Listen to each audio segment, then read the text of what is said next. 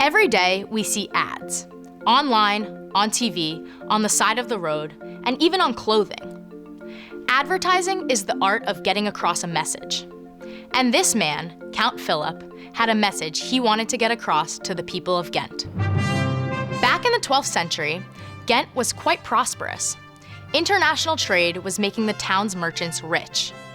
To show off their wealth, they built tall houses made of expensive stone. That angered Count Philip. So he built a castle, bigger and higher than any of the merchants' houses. It was the Count's way of advertising just who counts the most in Ghent.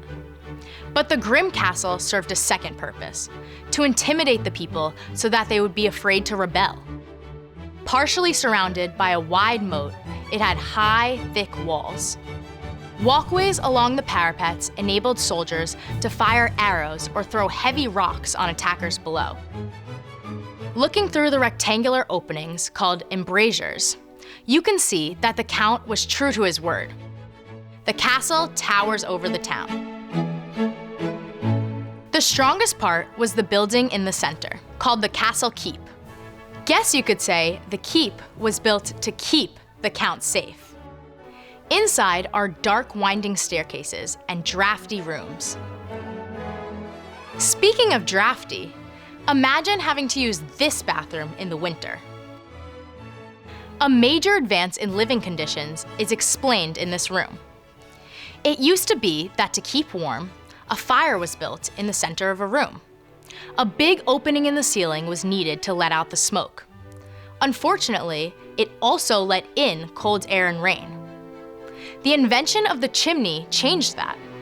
Smoke could now be vented not through an open hole, but through the chimney. This rather small room is where the Countess lived. And right next door is the much larger bedroom for the Count. Hanging on the wall, what every well-dressed warrior needs, a protective suit of chainmail. On display in this room are some of the many kinds of weapons the soldiers used.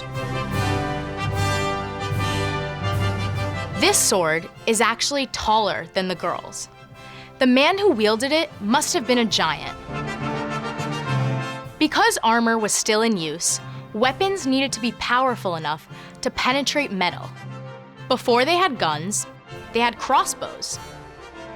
But the strings had to be so strong they could only be pulled back with a crank.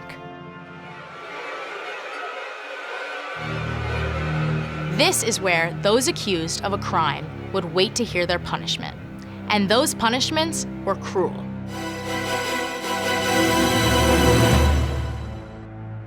Executions took place here in the courtyard.